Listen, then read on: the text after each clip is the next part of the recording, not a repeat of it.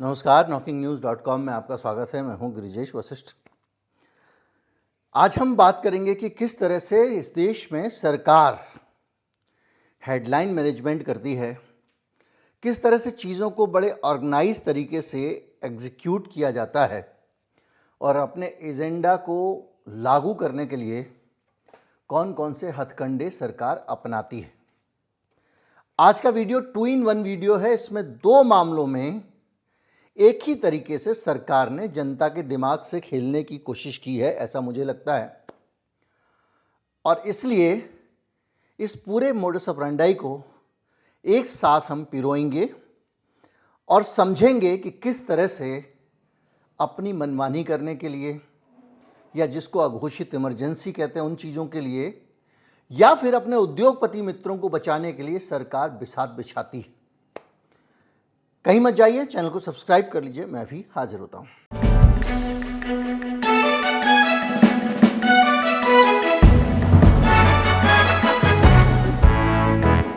रणबीर अल्लाहवादिया की बात करें तो आज उनका दिन उनके लिए खुशखबरी वाला दिन था और सरकार के लिए भी खुशखबरी वाला दिन था। सरकार के लिए कैसे था ये बाद में समझेंगे।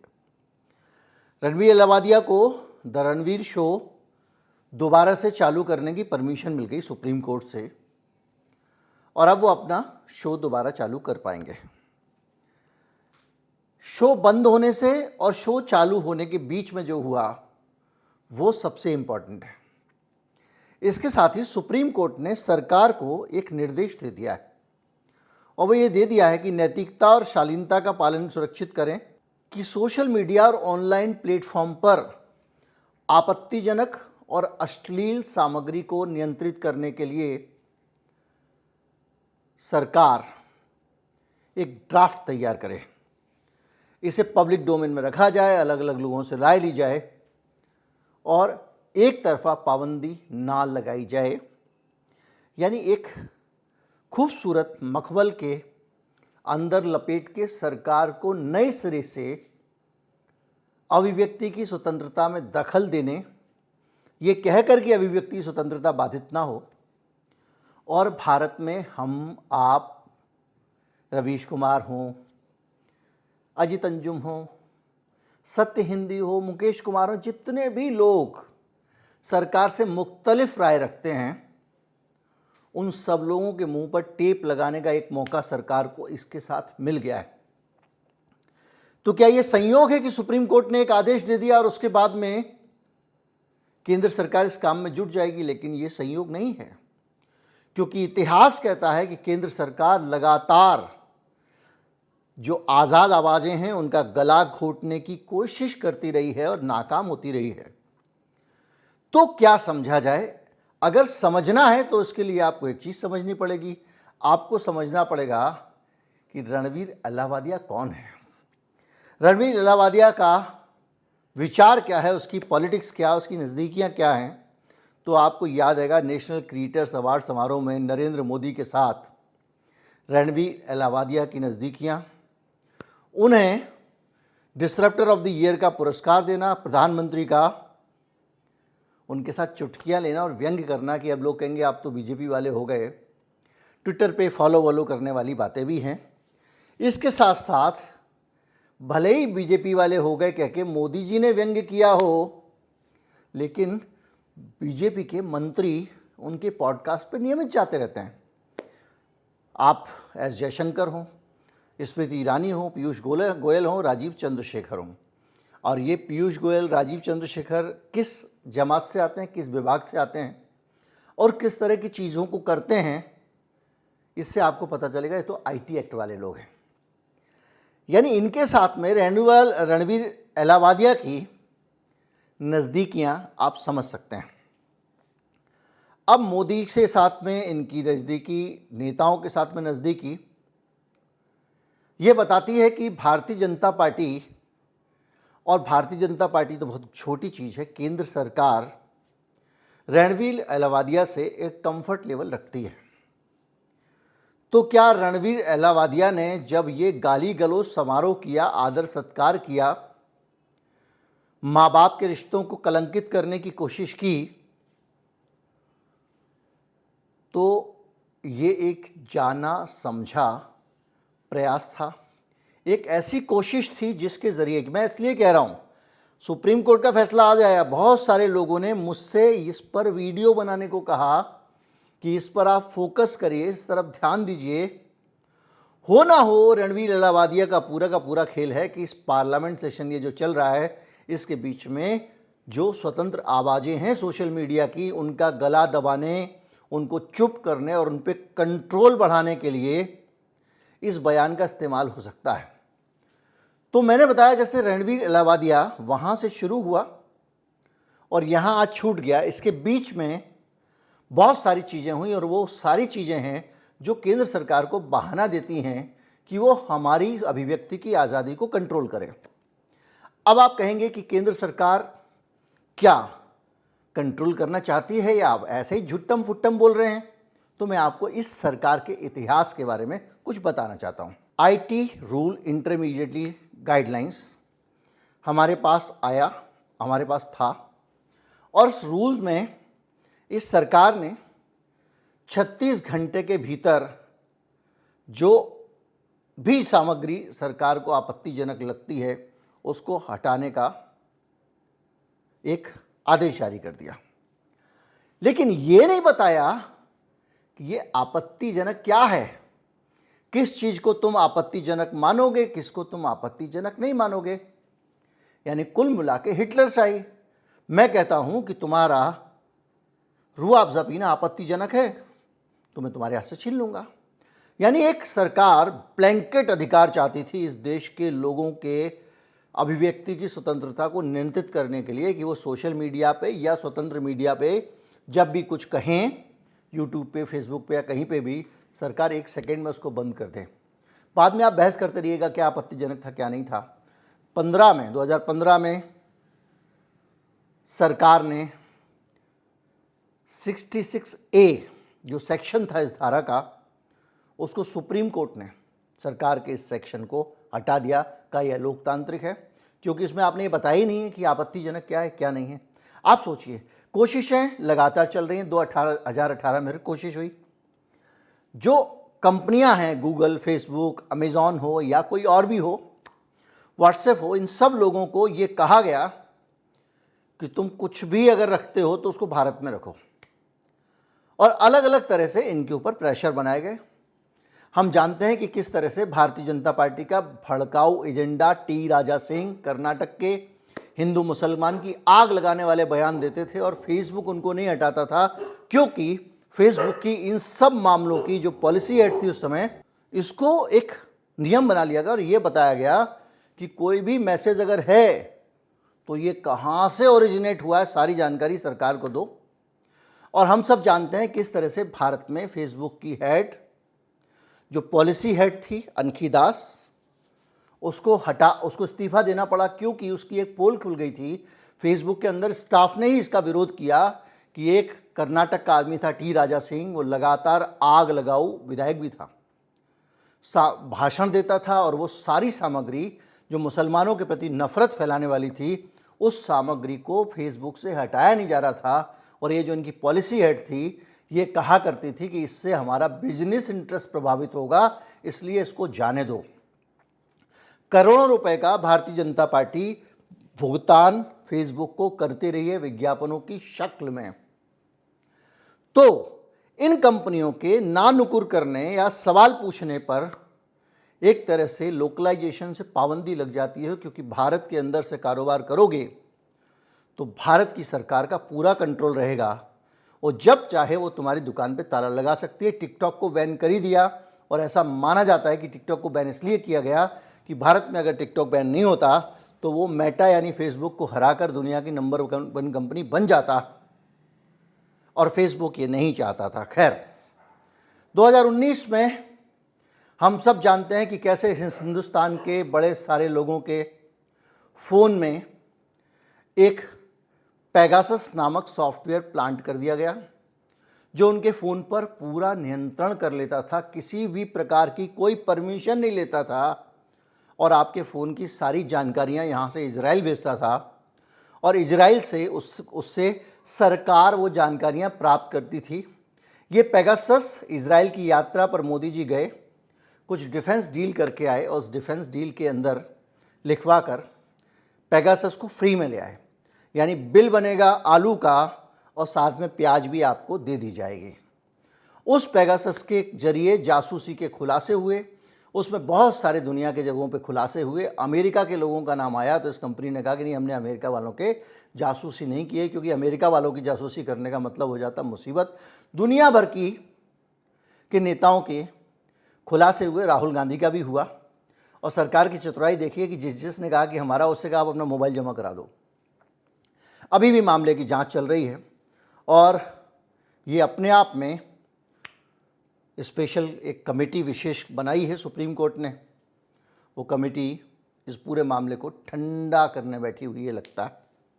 2021 में फिर से आईटी एक्ट में संशोधन आया। आप देखिए, लोगों के अंदर कंट्रोल बढ़ाने के लिए सरकार क्या क्या कर रही है। जब आप ये सवाल करते हैं कि सरकार ऐसा क्यों करना चाहेगी, तो उसका इतिहास देखते जाइए। 2021 में फिर आईटी एक्ट आया 2021, जिसमें इन कंपनियों को कहा गया कि वो एक शिकायत अधिकारी नियुक्त करें। भारत सरकार 24 घंटे में कभी भी फ़ोन करेगी और आपको इमीडिएटली चीज़ों को हटाना पड़ेगा। व्हाट्सएप ने इसका विरोध किया और दिल्ली हाईकोर्ट में केस कर दिया, क्योंकि ये कह रहा था कि ये कोई भी मैसेज आया, ये पहली बार कहाँ से चला था, ये जानकारी सरकार को दो। हालांकि इस मामले में सरकार को व्हाट्सएप जानकारियाँ देना शुरू कर चुका है। इसी तरह से ट्विटर के साथ भी सरकार का टकराव बढ़ा था। आपको याद होगा जब ट्विटर इंडिया के चीफ पर इस सरकार ने केस दर्ज कर दिया था। और ये सारी चीज़ें आपको बताती हैं कि किस तरह से सरकार इसको कंट्रोल करने का लगातार प्रयास कर रही है, कोशिश कर रही है। वो चाह रही है कि किसी तरह से टेटुआ हाथ में आ जाए। यानी हिंदुस्तान की ये जो कंपनियां हैं, जिनके ज़रिए हम लोग अपनी बात रखते हैं, हम और आप जनता के लोग ही रखते हैं, वो एक बार उनके हाथ में आ जाए। एक बार और याद कीजिए, 21 में भी कई सारे राजनीतिक मुद्दों पर ट्विटर अकाउंट हटाने को कहा गया। ट्विटर ने इनकार कर दिया। इसके बाद ट्विटर ने भारत के चीफ मनीष माहेश्वरी को ही हटा दिया। कोई रास्ता नहीं था। एक 2022 का और एक और मामला है टेलीग्राम को लेकर। टेलीग्राम से कहा कि आप कई चैनलों को बंद करिए, और टेलीग्राम ने भारत में अपने कई चैनल ब्लॉक किए। उस टेलीग्राम ने, जिस टेलीग्राम को कहा जाता है ये सबसे सेफ है। 2023 में तो और भी कमाल का काम हुआ। सरकार ने कहा कि इस देश में फैक्ट चेक किया जाएगा और फैक्ट चेक में जो निकलेगा उसके आधार पर किसी भी चीज़ को, सामग्री को झूठा या सच्चा घोषित कर दिया जाएगा। अगेन, तो फैक्ट चेक कौन करेगा? सरकार ने कहा फैक्ट चेक हम करेंगे। हम कौन? प्रेस इन्फॉर्मेशन ब्यूरो भारत सरकार का। भारत सरकार का press information bureau fact check programme जो चला रहा है, उसके अंदर उन्होंने जिस चीज़ को फेक घोषित कर दिया वो फेक होगी और उसको सोशल मीडिया को अपने प्लेटफॉर्म से हटाना पड़ेगा। और ये अपने आप में एक नया फिर से सेंसरशिप का टूल आया। इस बार बॉम्बे हाई कोर्ट ने इसको रोक लगा दी। इस पर digital personal data protection act आता है 2023 में। इसमें कंपनियों को यूजर्स के डेटा की सुरक्षा सुनिश्चित करने का निर्देश दिया जाता है। और असाधारण परिस्थितियों में, अब वो असाधारण परिस्थितियां क्या होंगी नहीं पता। जैसे आपत्तिजनक की कोई परिभाषा नहीं थी, वैसे असाधारण परिस्थितियों की कोई परिभाषा नहीं है, और सरकार को ये डेटा एक्सेस करने की इजाज़त होगी। इसको लेकर कानून भी पारित हो गया, लेकिन चिंताएं अभी भी वैसी की वैसी बनी हुई हैं। डीप फेक और गलत सूचना पर भी कानून बनाया जा रहा है। तो जब ऐसी बातें होती हैं और बार बार सवाल उठता है, सरकार को चाहिए होता है एक जस्टिफिकेशन, एक जवाब। इस बीच में एक तो केस रणवीर अहलूवालिया का आता है और एक इंटरनेशनल रिपोर्ट आती है जो कहती है कि भारत फेक न्यूज़ का सिरमौर है। भारत में झूठी सूचनाएं सबसे ज़्यादा आती हैं। हमारे आपके जैसे लोग खुश हो जाते हैं, तुरंत फेसबुक पे, ट्विटर पे लिखते हैं देखा आईटी सेल। लेकिन भैया, इससे उस आईटी सेल को तो सरकार बंद नहीं करेगी, लेकिन फेक न्यूज़ के नाम पे वो फिर से एक नया टूल आपके खिलाफ लेके आ जाएगी। और फेक न्यूज़ के नाम पे और अभद्रता और बदतमीज़ी के नाम पे रणवीर अहलूवालिया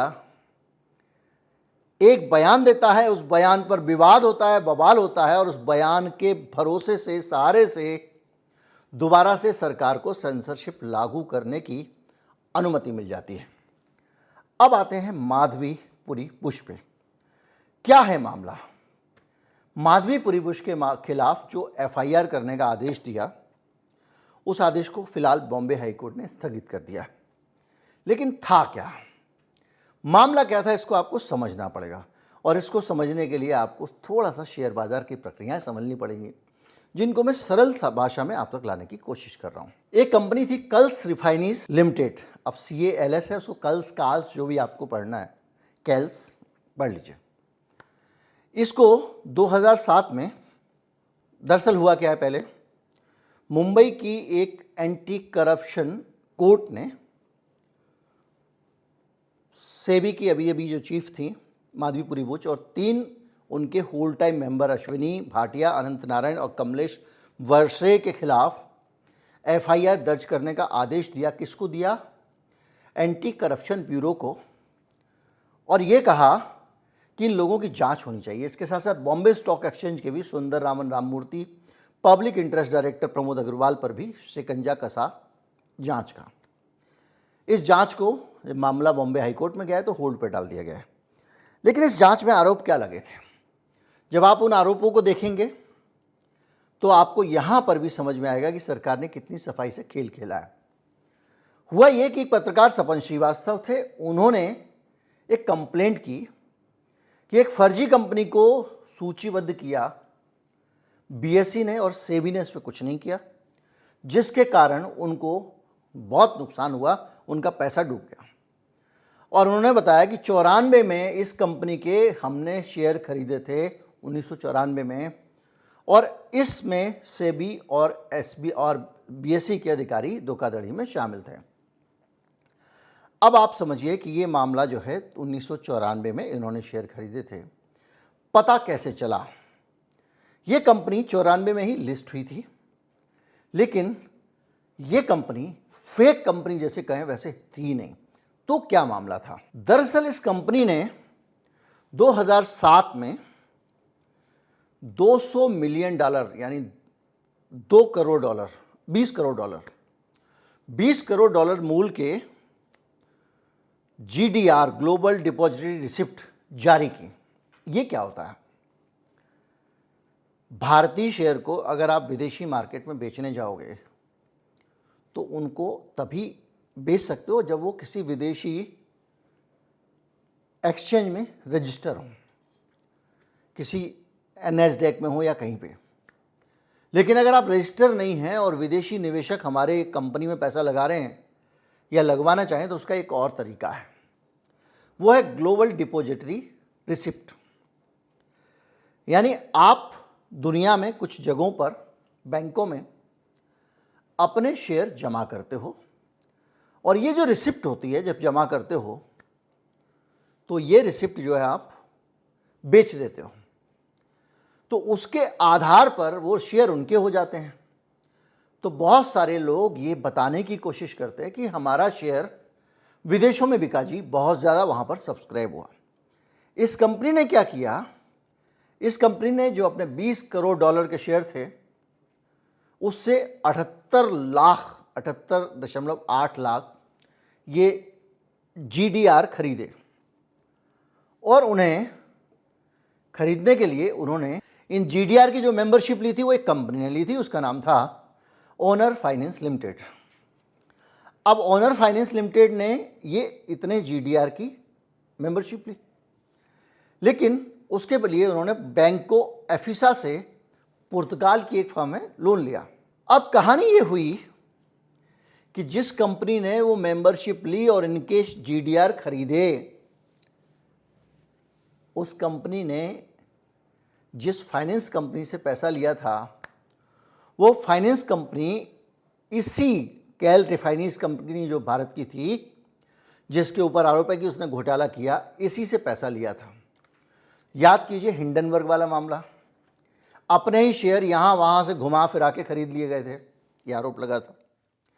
इस मामले में जो शेयर है उसको अपनी ही कंपनी से, बाहर विदेश में कंपनी है, अपनी कंपनी बनाई, उस कंपनी से एक कंपनी को लोन दे दिया, उस लोन से उसने मेरे ही शेयर खरीद लिए, और थोड़े बहुत नहीं, $20 करोड़ के। और जब ये शेयर खरीदे गए तो मार्केट में एक संदेश गया कि भैया ये कंपनी तो बड़े ऊंचे खेल कर रही है, इसके $20 करोड़ के शेयर अगर विदेशों में बिचे हैं GDR के जरिए, तब तो ये कंपनी में बड़ा पोटेंशियल है। तो इस तरह से उसने अपने शेयरों का दाम आसमान में पहुंचाया। आप सामने देख लीजिए कि चोरी चकारी किस लेवल की है।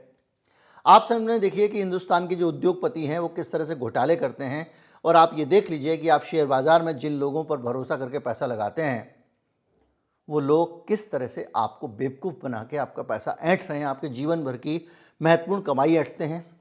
जब भारत के सबसे बड़े उद्योगपति के ऊपर भी आरोप लग जाता है तो शेयर बाजार में क्या हो रहा होगा इसकी आप कल्पना कर लीजिए। लेकिन जिस विषय पे हम चल रहे हैं कि सरकार ने कैसे खेल किया, वो यहाँ से आगे शुरू होता है। इसके बाद 2013 में इस कंपनी के कोई भी इक्विटी शेयर या अलग इंस्ट्रूमेंट जो होते हैं, कुल मिला के इनके ऊपर आरोप लगा दिया कि ना तो तुम शेयर बेच पाओगे, ना कोई और इंस्ट्रूमेंट बेच पाओगे, बॉन्ड्स वगैरह कुछ भी बेचना चाहो तो। 2013 में इस कंपनी पे इस पे रोक लगा दी गई, और 10 सालों के लिए 2014 में सेबी ने और इससे जुड़े हुए लोगों पर भी एक प्रतिबंध लगा दिया। अब इसको थोड़ा सरल शब्दों में समझे कि भारत की कोई कंपनी विदेशी निवेशकों से पैसा जुटाना चाहती है, वो सीधे अपना शेयर अमेरिका या यूरोप के देश में लिस्ट नहीं कर सकती, तो वो क्या करती है कि विदेशी बैंकों में जमा कर देती है शेयर, और वहाँ पर कोई दूसरा लोग वहाँ से वो खरीद लेता है। इस तरह से एक GDR जारी करता है बैंक इनके शेयर को लेके, वगैरह वगैरह, जो मैंने आपको समझा दिया। अब आते हैं इस घोटाले में माधवीपुरी बुच का खेल क्या है। अब माधवीपुरी बुच के खिलाफ FIR क्यों हो? क्योंकि माधवीपुरी बुच का लॉजिक ये है कि भैया, और उन अधिकारियों का भी, कि जब ये घोटाला हुआ, ये जब कंपनी लिस्ट हुई, कुछ हुआ, मान लो कि अगर ये गड़बड़ भी की गई है तो तब की गई थी, तब तो मैं नहीं थी सेबी में, उसके लिए मुझ पर FIR क्यों? यह भी कहा गया कि मामले के खिलाफ एक्शन, जब माधवीपुरी आई हैं तब तक तो उसमें एक्शन भी हो गया था, काफ़ी उन पर प्रतिबंध वगैरह भी लगा दिया गया था। तो ये अधिकारी कोर्ट में बोले कि भैया हमने तो कुछ किया ही नहीं है, ये हमसे पहले का मामला है, हमने तो इस पर एक्शन लिया है। और दूसरा, ये आदमी जो याचिका डालता है ये तो हैबिचुअल याचिका डालने वाला है, ये लॉजिक लिया गया। तो इस लॉजिक को अगर आप देखोगे तो आपको भी लगेगा यार कि लॉजिक तो सही है, किसी ज़माने में कोई कंपनी लिस्ट हुई, इसने घोटाला किया वगैरह वगैरह, बाद में ये आई है, तो ये वहाँ की जांच कैसे कर लेगी और उसके लिए जिम्मेदार कैसे हो जाएगी? जो एक बार एक्शन हो चुका, फाइल क्लोज हो चुकी है, प्रतिबंध लगा दिया गया लोगों पे, उस कंपनी से जुड़े हुए लोगों पर प्रतिबंध लग गया।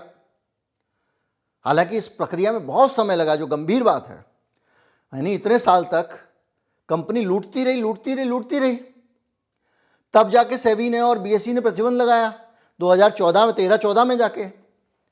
तो ये तो शर्मनाक है, इतना समय क्यों लगा? ये बड़ा सवाल है।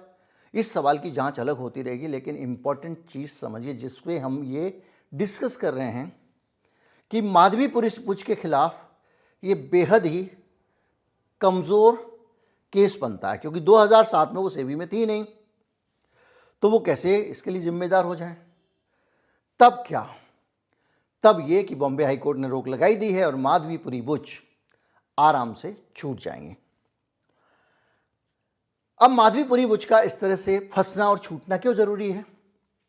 यहां पे सरकार का खेल समझ में आता है। माधवीपुरी बुच अगर आसानी से इस केस में छूट जाती हैं तो जो उनके ऊपर गंभीर आरोप लगे हैं, अडानी की उनके साथ गुप्त मुलाकातों की एक नई खबर आई है कि गुप्त चुप अडानी उनसे मिलके आए थे बीच में 2 बार। अडानी के घोटाले पे सेबी चुप बैठा रहा, उनको बचाने का काम करता रहा, ये आरोप, इस तरह के अनेकानेक गंभीर आरोप, माधवीपुरी बुच के कन्फ्लिक्ट ऑफ इंटरेस्ट वाले मामले, जैसे माधवीपुरी बुच ने जिस कंपनी का फ़ायदा पहुंचना था, माधवीपुरी बुच के हाथ में था फ़ायदा पहुंचाना, उसी कंपनी को ऊंचे दाम में अपना घर किराए पे दे दिया। इस तरह के कन्फ्लिक्ट ऑफ इंटरेस्ट के बहुत सारे खुलासे अभी हाल में हुए थे। तो माधवीपुरी बुच बहुत सारे आरोपों में गंभीरता से घिरी हुई हैं, जकड़ी हुई हैं, और उनकी इमेज धीरे धीरे करके एक दागी व्यक्ति की इमेज बनती जा रही है। अब अगर माधवीपुरी बुच को सेबी से आने के बाद सरकार कोई और जगह देना चाहती है, जैसे किसी एक जज साहब को राज्यसभा भेजा था, तो उसके लिए माधवीपुरी बुच के चेहरे की सफाई पुताई लुपाई चाहिए। तो अगर एक कमज़ोर केस होता है और उस केस में माधवीपुरी बुच बेकसूर पाई जाती हैं, तो कल से जो आईटी सेल है, जो जहाँ पर 2-2.5 हज़ार लोग बैठे हुए दिन रात यही काम करते हैं, वो माधवीपुरी बुच के चेहरे की सफाई धराई और उसमें जुट जाएंगे। उनका एकमात्र लक्ष्य होगा कि देखो जी, फंसा देते हैं, बदनाम कर देते हैं। माधवीपुरी बुच के खिलाफ एफआईआर का आदेश हुआ था, कोर्ट ने कर दिया, उसकी क्या गलती थी, 7 में हुआ, 14 में। इस मामले को इतना बड़ा करेंगे कि माधवीपुरी बुच, हाँ भाई बेचारी के साथ हुआ तो गलत। और इसकी आड़ में जो 10 गंभीर आरोप हैं, उनकी जिनकी जांच नहीं हुई है, वो बातें दब जाएंगी। तो ये जो मामला है, ये सीधे सीधे अगर देखा जाए तो एक ऐसा मामला है जो छोटा मोटा मामला है, जिसमें उनका कोई इन्वॉल्वमेंट ही नहीं है, उनको छोड़ दिया जाएगा। और इसमें लपेट के तो जो एक क्वालिफिकेशन है उस केस की, उन आरोपों की, जो गंभीर आरोप माधवी पे लगे थे, वो गंभीर आरोपों की चर्चा नहीं होगी। चर्चा होगी जिसमें वो बेकसूर थी, और लगातार उस पर एक बड़ा माहौल बना दिया जाएगा।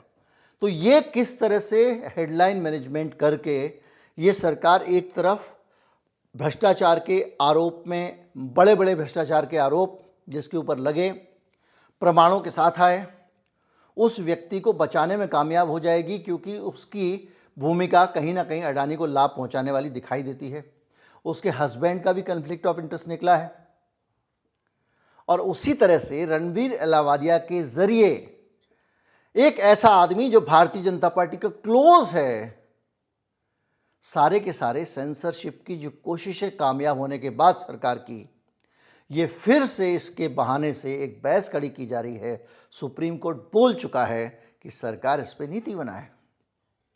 फिर से एक नीति आएगी, फिर कोशिश होगी ये बताने की कि कौन सी चीज़ आपत्तिजनक है, कौन सी नहीं है, या कुछ और करके उन सारे सरदर्दों को दूर करने की जो पैसों से काबू में नहीं आते हैं। चैनलों को तो खरीद लोगे, इन फक्कड़ों को कैसे खरीदोगे जो सब कुछ अपना कुर्बान करके लड़ने निकल पड़े इस देश के लोगों के लिए। तो फिर एक कोशिश है उसको दबा लेने की। उम्मीद करता हूँ वीडियो आपको अच्छा लगा होगा। अच्छा लगा हो तो ज़्यादा से ज़्यादा लोगों तक पहुँचाएँ। मैंने पिछले दिनों एक टिप्पणी की थी, उसके बाद में मेरे पास बहुत सारे मैसेज आए, एक गलतफहमी हुई, उसको मैं दूर करना चाहता हूँ। मैंने ये कहा था कि अगर आपके पास आपकी सारी ज़रूरतों से कुछ अतिरिक्त धन बचता है, उसमें से भी अगर आप देना चाहें तो थोड़ा सा अनुदान दे सकते हैं क्यूआर कोड स्कैन करके।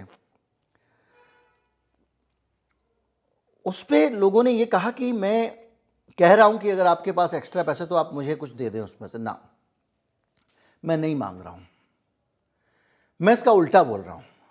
मेरा कहने का मतलब ये है कि अगर आप बहुत ज़्यादा खुश होकर मुझे कुछ पैसे देना चाहते हैं तो पहले ये देख लें कि उन पैसों की ज़रूरत आपकी सारी ज़रूरतें पूरी होने से भी कम है। यानी आप बिल्कुल, आप एकदम भगवान के लिए अपना पेट काट कर, अपनी ज़रूरतें कम करके किसी भी तरीके से, मैं बहुत सारे ऐसे लोगों के पैसे वापस कर चुका हूँ, इसलिए बोल रहा हूँ, मुझे एक पैसा भी ना दें। आपके पास में डिस्पोजेबल अमाउंट अगर कुछ है तो उसमें से दे, अन्यथा ना दें।